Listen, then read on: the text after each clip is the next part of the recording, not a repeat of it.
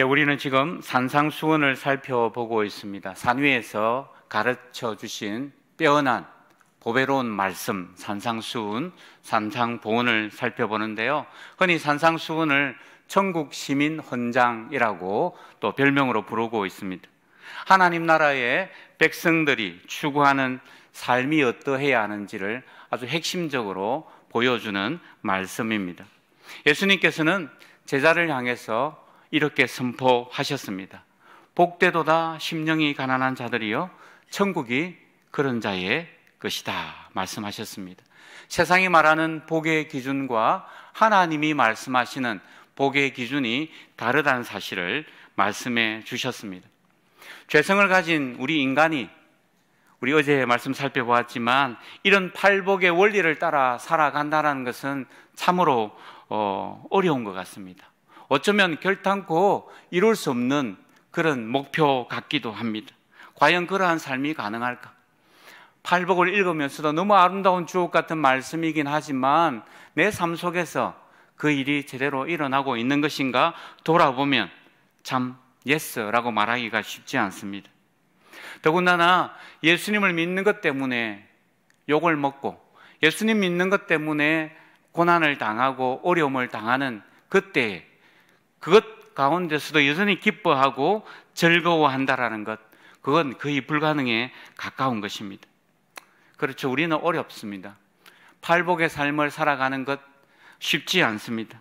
우리에게는 감당할 능력이 없지만 그러나 우리와 함께 계신 전능하신 하나님이 우리에게 그 일을 감당할 수 있는 힘을 주시기에 주님이 그를 이루어 가실 것이기에 우리는 또 그렇게 살아갈 수 있는 것입니다. 우리는 연약하지만 우리는 할 수 없지만 우리는 부족하지만 하나님이 전능하시기에 오늘도 우리는 주님 앞에 나와서 주님의 도우심을 구할 수밖에 없는 것 아니겠습니까? 주님 긍휼을 베풀어 주십시오. 주의 말씀대로 살아갈 수 있는 능력을 우리 가운데 부어 주십시오. 우리는 이렇게 주님 앞에 기도하는 것입니다. 팔복의 말씀을 이어서 주신 말씀이 오늘 본문의 말씀입니다. 예수님이 가르쳐 주시는 진리의 말씀은 결코 어렵지 않습니다. 주님은 어렵게 가르치지 않은 것 같습니다.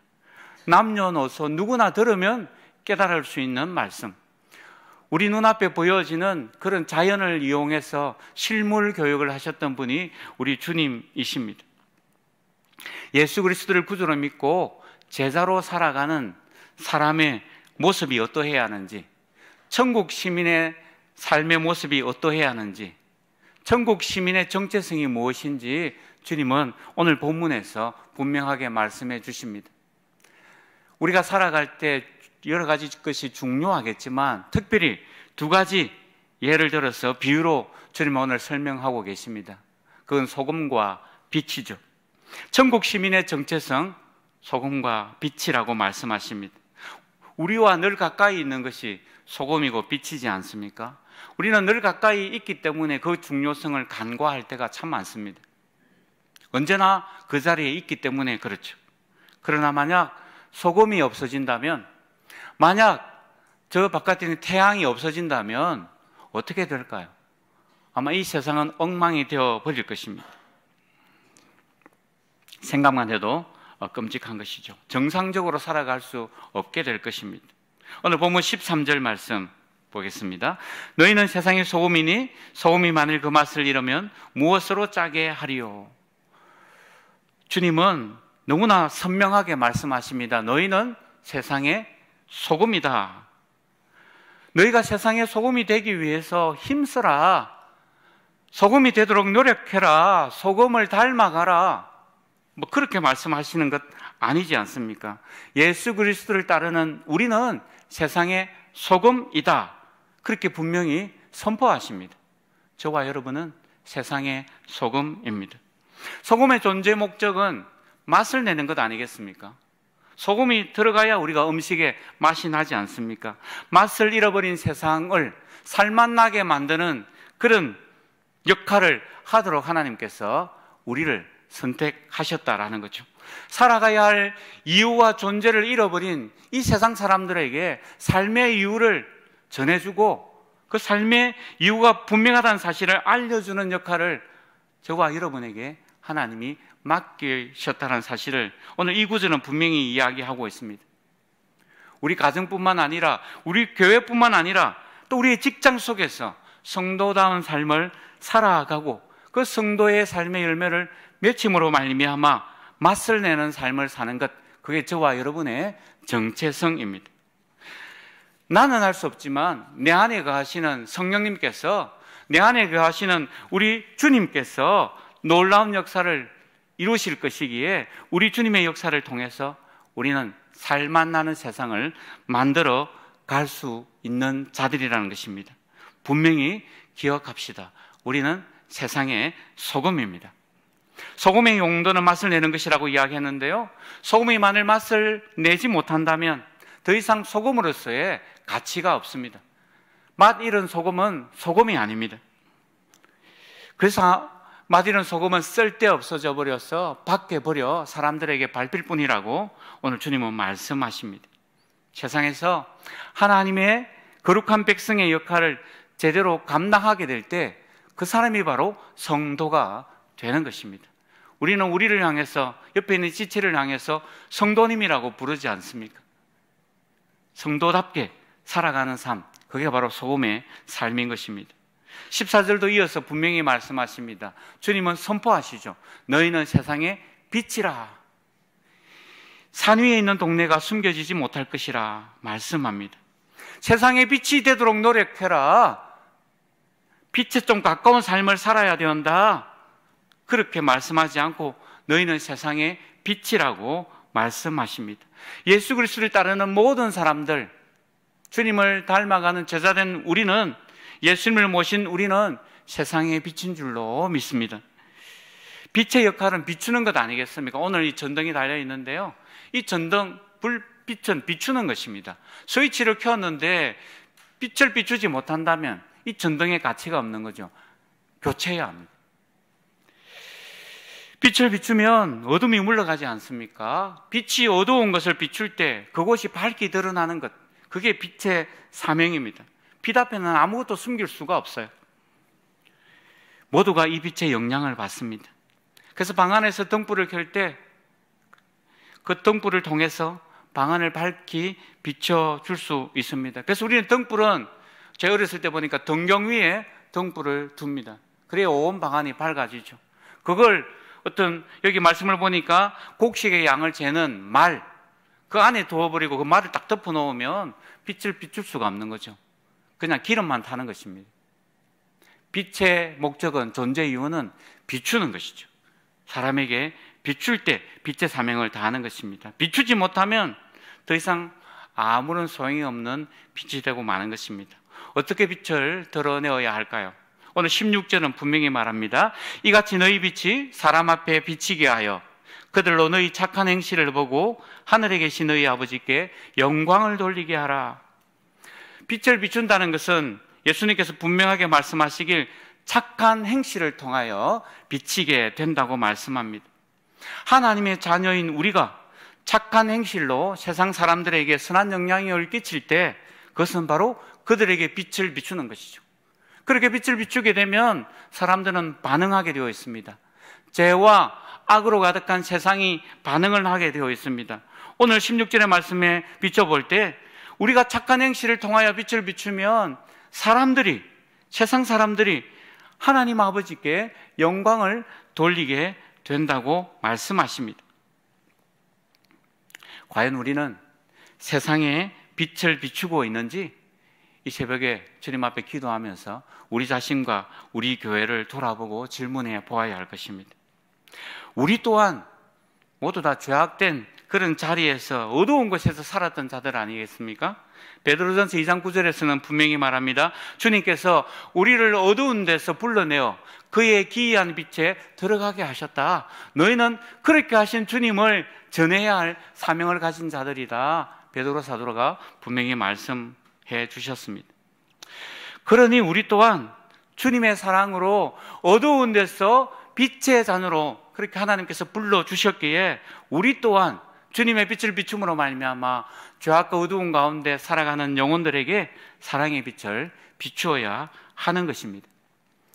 소개문답 제1문에 사람이 제일 되는 목적을 분명히 말씀해 주십니다. 하나님을 영화롭게 하는 것, 그를 영원토록 즐거워하는 것이라고 말씀해 주셨습니다. 하나님이 사람을 창조하신 목적은 그분의 영광, 그분을 영화롭게, 그리고 그분을 영원토록 즐거워하는 것이라고 말씀하십니다. 그래서 우리는 먹든지 마시든지 무엇을 하든지 하나님의 영광을 위하여 해야 하는 것입니다. 하지만 우리가 잊지 말아야 할 것이 있습니다. 우리가 하나님을 영광스러운 분으로 만들 수는 없습니다. 하나님은 그 존재 자체가 영광스러운 분이시기 때문에 그렇습니다. 우리의 어떤 선행과 우리의 열심을 가지고 하나님을 더 영화롭게 만들 수 있는 것은 아닙니다. 오로지 우리는 우리의 착한 행실을 통해서 하나님께서 영광스러운 분이시라는 사실을 그냥 드러내는 것이죠. 알리는 것이 우리가 해야 할 일인 것입니다.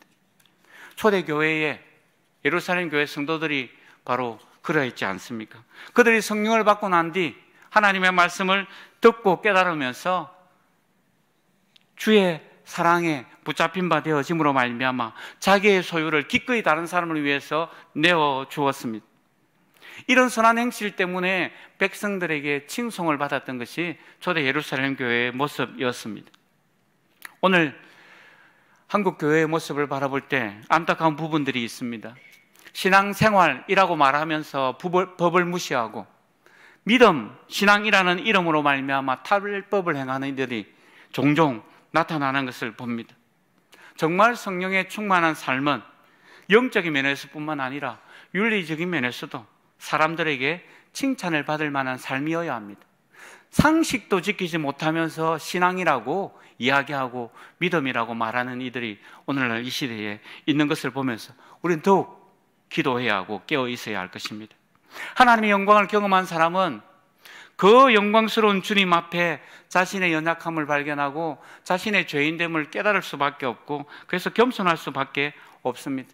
하나님의 영광에 참여하게 해주신 것에 대해서 감사함으로 하나님의 영광의 빛을 감사함으로 기쁨으로 반응하게 되는 것입니다. 주의할 것이 있습니다. 오늘 말씀 속에 너희 착한 행실을 통하여 하나님께 영광을 돌리도록 하라고 말씀하셨는데 종종 우리가 착한 행실을 하는 이유가 다른 데 있을 때가 있는 거죠. 우리가 착하게 살아가는 목적이 또 다르게 있는 데가 있을 수 있다는 겁니다. 내가 칭찬받으려고, 내가 인정받으려고, 내가 사람들에게서부터 영광을 누리려고 그렇게 할 수 있다는 것입니다. 그래서는 안 되는 것이죠. 착한 행실을 하는 목적은 하나님의 영광입니다. 오늘 내가 섬기는 이유는, 내가 예배하는 이유는, 오늘 내가 주님 앞에 기도하는 그 목적은 하나님의 영광이어야 합니다. 세상의 소금, 세상의 빛이라고 말씀하셨는데 소금과 빛으로 사는 성도는 당연히 하나님의 계명, 하나님의 말씀을 따르는 자입니다. 하나님의 방식을 따라 하나님의 그 말씀의 원리대로 살아가는 자가 세상의 소금이고 세상의 빛입니다. 17절부터 20절까지는 그 율법, 하나님의 말씀과 예수님과의 관계가 어떠한지를 우리에게 들려주십니다. 당시 사람들은 예수님에 대해서 오해하고 있었던 것 같습니다. 안식일에 병을 고치는 예수님을 보면서 안식일을 어긴다. 예수는 율법을 지키지 않는 자다. 율법을 폐기하려고 온 자다라고 그렇게 오해했던 것 같습니다. 그러나 예수님 분명히 말씀하시죠. 내가 율법이나 선지자를 폐하러 온 줄로 생각하지 말라. 완전하게 하려 왔다라고 말씀하십니다. 율법과 선지자는 구약 성경을 말하는 것입니다. 예수님은 율법을 폐기하러 오신 것이 아니라 완성하러 왔다고 분명히 말씀합니다. 율법은 예수님의 그림자이지 않습니까? 장차 오실 예수님이 어떤 분이신지 어떤 일을 하실 것인지를 율법이 보여주었는데 실제이신 그분이 오셔서 율법을 완성하고 성취하셨습니다. 그렇기 때문에 이제 더 이상 구약의 율법은 폐기 처분해야 할 것이다, 그런 건 아닙니다.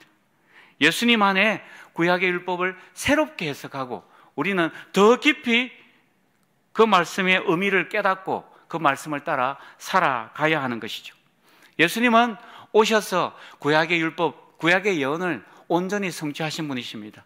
예수님은 태어나는 것부터 그 자체부터 구약의 예언의 말씀을 따라 이루셨습니다. 동정녀 마리아에게서 탄생하셨고 예굽으로 피난 가셨고 그분이 세례를 받으시고 예루살렘 성전을 청결케 하시면서 하나님의 성전에 대한 열정을 불태우셨고 나귀 타고 예루살렘에 입성하셨고 예언대로 십자가에 달려 돌아가셨고 예언대로 3일 만에 부활하셨고 예언대로 성천하셨고 예언대로 주님의 하나님의 보좌 우편에 앉아 계시는 우리 예수님은 온전히 예언의 말씀을 성취하러 오신 예언의 성취자이셨습니다. 그뿐만 아니라 주님은 율법의 더 깊은 의미를 우리에게 말씀해 주셨습니다. 살인하면 심판을 받는다고 말씀하시고 그 구약의 율법을 설명하시면서 살인뿐만 아니라 욕하고 형제를 향해서 노하는 것, 그게 바로 심판받을 일이다, 살인과 같은 것이다, 분명히 율법의 깊은 의미를 말씀해 주셨습니다. 주의 제자로 따라가는 우리는 이 하나님의 말씀의 그 깊은 의미까지 생각하고 묵상하고 삶 가운데 살아가야 합니다. 실천해야 합니다. 18절에 율법의 1.1획도 결코 없어지지 않고 다 이루리라. 예언의 말씀, 마지막 남은 성취해야 될 말씀은 주님의 재림과 심판입니다. 반드시 그날이 이룰 것입니다. 주님의 재림을 사모하면서 도적같이 임하게 될 그날을 깨어서 준비하며 살아가는 우리가 되기를 바랍니다. 마지막 20절에 내가 너희에게 이르노니 너희 의가 서기관과 바리새인보다 더 낫지 못하면 결코 천국에 들어가지 못하리라 말씀합니다. 저는 이 말씀을 묵상할 때마다 마음의 부담이 참 많습니다. 아니, 서기관과 바리새인들이 얼마나 열정적으로 말씀대로 살려고 애쓰는 사람들인지, 얼마나 철저하게 나름대로 말씀을 지키는 자들인지, 서기관과 바리새인의 그 열심과 그 의보다 더 낫지 못하면 아예 천국에 들어가지도 못한다니, 이러면서 마음에 참 부담이 많았던 구절입니다. 서기관과 바리새인보다 더 나은 의를 소유해야 된다, 우리에게 말씀합니다. 당시 최고의 종교 지도자들, 율법에 열심히 쓰던 자들, 지적으로 열심으로는 당해낼 수 없는 사람, 서기관과 바리새인입니다. 그러나 그들이 추구하는 의로는 천국에 들어갈 수 없다 말씀합니다. 오늘 우리가 추구하는 의로운 삶, 의는 무엇인지, 오늘 서기관과 바리새인들이 추구하는 의는 도대체 무엇이었기에 주님은 그렇게 말씀하시는 것입니까? 이들은 형식적으로 율법을 지켰던 자들입니다. 그들의 의는 사람들에게 보여주기 위한 의였습니다. 사람들의 시선을 의식하고 사람들에게 칭찬을 받으려는 외식으로 행하는 의였습니다. 그래서 예수님은 그런 모습을 보면서 회칠한 무덤이다, 잔과 주발의 겉은 깨끗하지만 그 안에 온갖 탐욕과 방탕으로 가득하다, 그렇게 주님은 그들을 책망하셨습니다. 마태복음 23장에도 보니까 화 있을진저 외식하는 서기관과 바리새인들이여, 너희는 박하와 회향과 근처의 11조는 드리되 율법에 더 중요한 바 정의와 긍휼과 믿음은 버렸도다. 이것도 행하고 저것도 버리지 말아라, 주님이 말씀하셨습니다. 율법의 형식은 지켰지만 마음이 전혀 없이 겉으로만 지켰던 이들을 책망하셨습니다. 천국의 백성으로 살아가는 우리는 그런 수준에 머물러서는 안 되는 것입니다. 값없이 주신 주님의 은혜를 기억하고 그 은혜에 감격하여 하나님의 나라를 소유한 자답게 살아가야 하는 것입니다. 율법의 형식뿐만 아니라 우리의 마음까지 온전히 주의 말씀을 실천하고 지키는 그런 신앙의 삶을 살아가야 하는 것입니다. 예수 그리스도를 제대로 만난 사람은 아무렇게나 살 수가 없습니다. 계명 중에 지극히 작은 것 하나라도 지키고 버리지 않는 것입니다. 그래서 우리 고린도전서 13장을 기억하며 이 아침에 나아가면 좋겠습니다. 사람의 방언과 천사의 말을 할지라도 사랑이 없으면, 네가 모든 것으로 구제하고 내 몸을 불사르게 내어줄지라도 사랑이 없으면 아무것도 아니요 아무 유익도 없다고 말씀하셨습니다. 마음이 없이 형식적으로 율법을, 말씀을 줄줄 외우고 그 조문을 지키는 것, 그것은 바로 서기관과 바리새인의 의의 모습입니다. 천국 시민된 우리는 그 단계를 뛰어넘어서 더 앞으로 한 단계 나아가야 합니다. 세상의 소금으로, 세상의 빛으로 하나님을 사랑하고 이웃을 사랑함으로 그 사랑을 실천하는 오늘 하루, 그렇게 살아가는 주의 백성들 되기를 주님의 이름으로 축복합니다.